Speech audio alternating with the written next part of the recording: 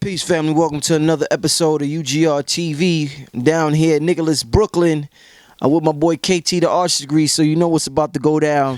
Yo, you just did a magnificent lecture upstairs. Thank you, I Rich. want them to go to the website, but I want you to give a brief 15-minute synopsis of what you was dealing with upstairs. This X-Men Apocalypse. The opening scene was in Egypt. Yeah, no, a lot it wasn't in Egypt. It was the Nile Valley. Did you peep that? Did you peep how they said Nile Valley though?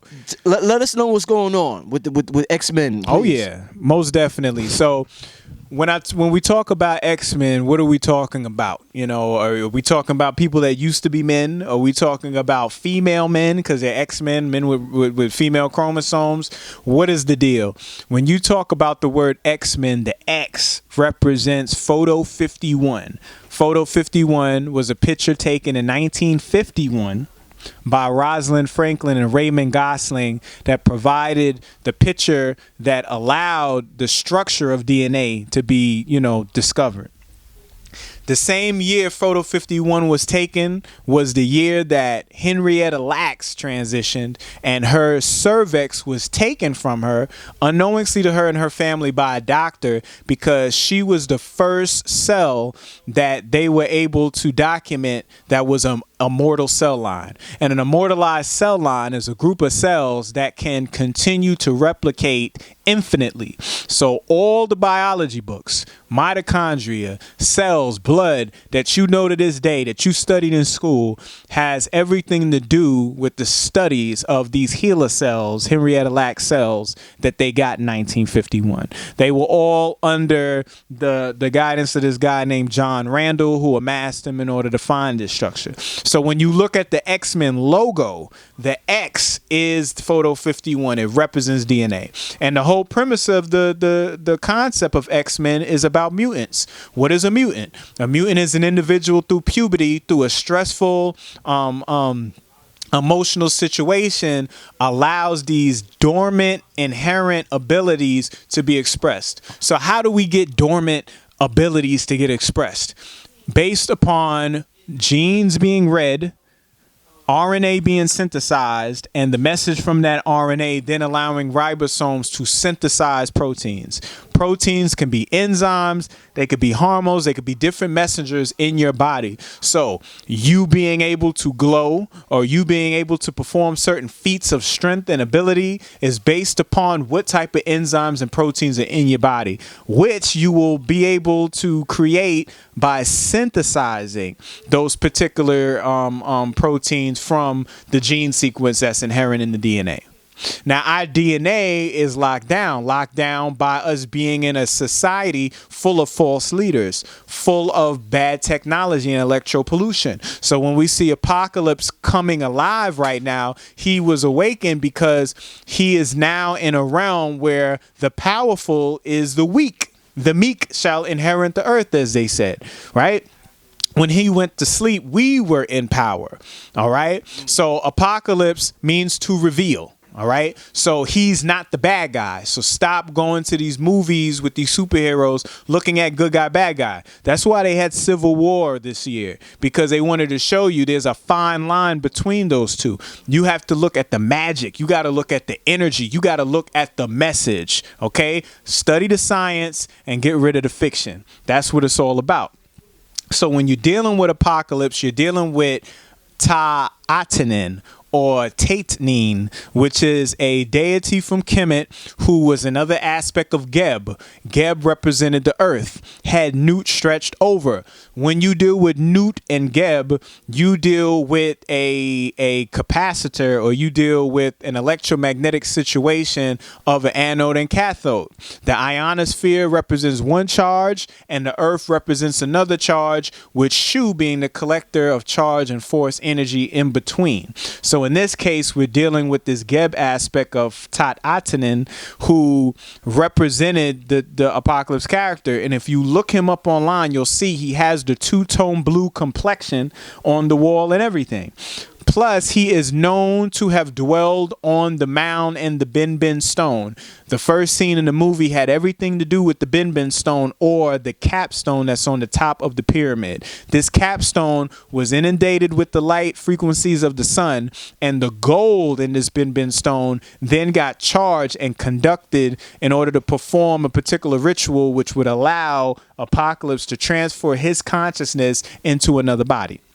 Now, our ancestors, our griots, our Jolly Kundas, that's what they do. They transfer consciousness into other bodies by way of DNA through vertical gene transfer, by way of allegories and stories that they tell to the village and to the children. All right. Those are the ways that they're able to convey that information to us. Now, the person that was in the pyramid, Oscar Isaac, who played Poe Dameron in Star Wars, now plays a character who can regenerate. So he wanted to enter into a body that was able to be immortalized or regenerate. So this ties back to telomerase. What is telomerase? Well, if we go into DNA, DNA is a fiber. Okay, with any other fiber or any other string, it could get tangled. Okay, like women's hair if they don't brush it and braid it, right? Okay, women brush, braid their hair so they can give order and structure to their hair so they can manage it properly. So if you got 6 feet of DNA in one of your cells,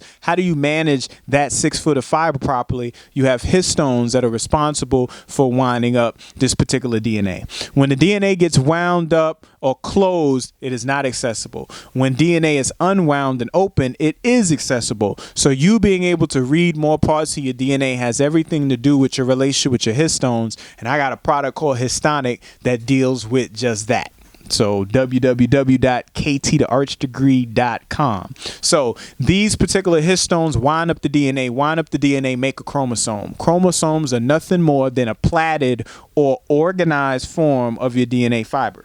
Now, once you have the chromosome and you look at the tips of the chromosome, you have something called telomeres. So the same way the chromosome has 2 arms pointing up and 2 arms pointing down, if you look at those as hands and feet, that means the hands and feet of the chromosome represents the telomere. Depending on how long and how big your hands or feet are determines how long you stay young. Age or senescence is directly proportional to the length of your telomeres.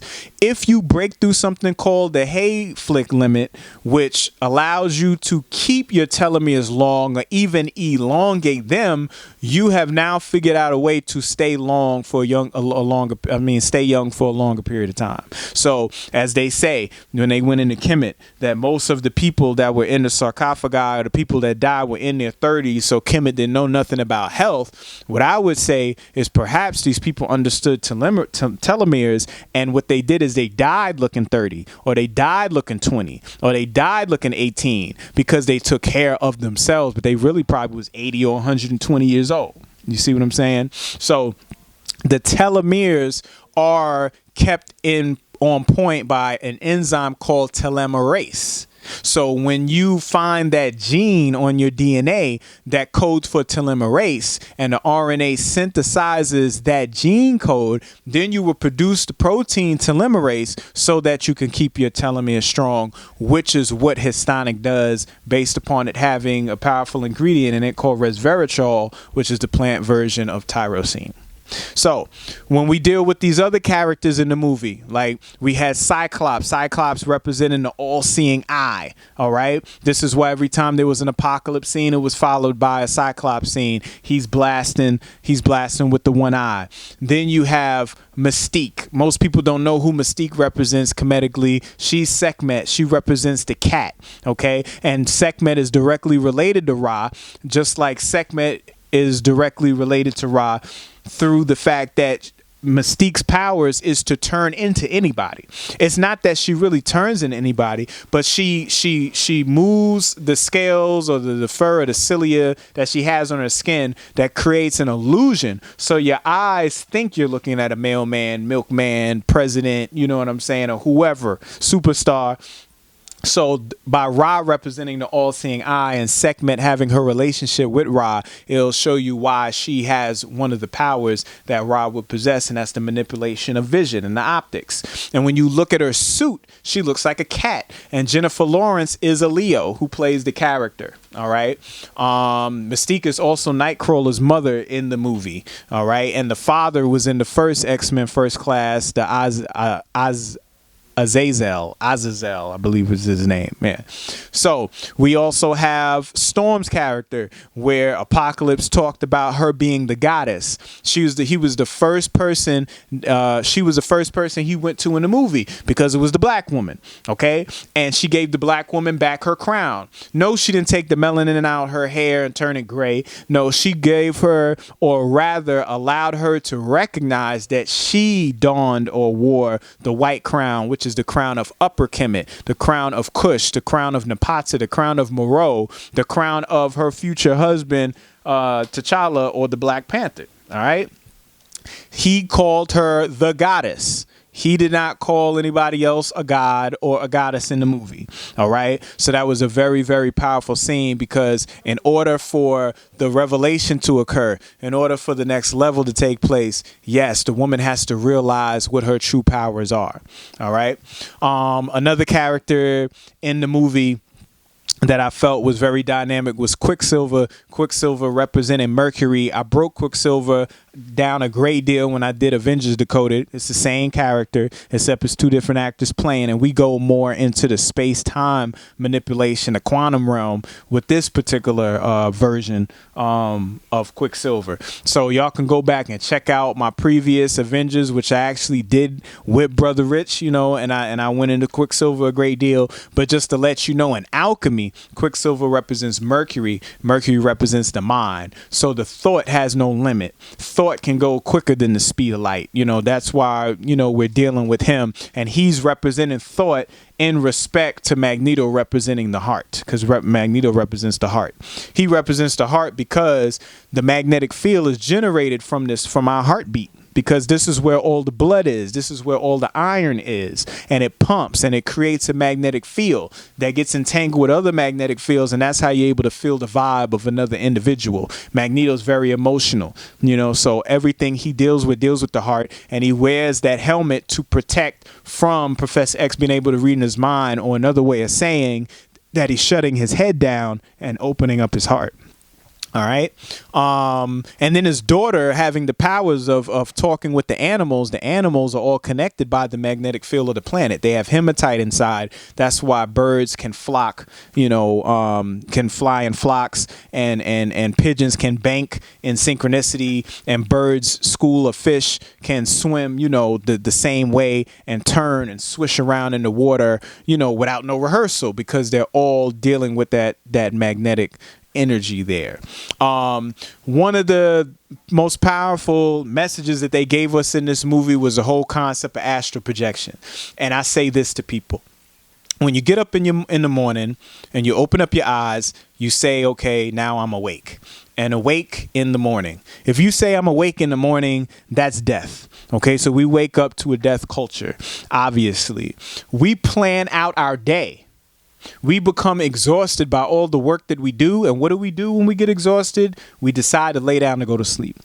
Who equates sleep with the lack of consciousness, though? Why are we not going to sleep with a list of duties?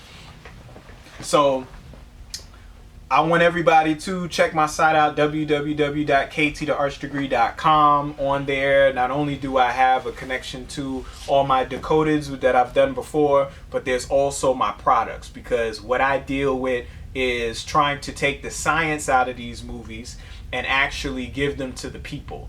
People are not able to attain these high frequency abilities because we are diseased. So we got to kind of get to a level ground. So I deal with compounds that help to get everybody on level ground, and if you're already on level ground, helps to assist you to get on top of a mountain. So why don't you look me up, check me out. I got all of these plant-based medicinals that can assist you with the issues that you have. And you can find me, KT the Arch Degree, on Instagram, Kamani Tate on Facebook, and once again, www.ktthearchdegree.com. Peace. Peace, family. This brother Rich from UGR. urging all my viewers and subscribers to help support the channel by donating just $1 to the UGR PayPal account. We appreciate the viewership and support, and we understand the power of $1.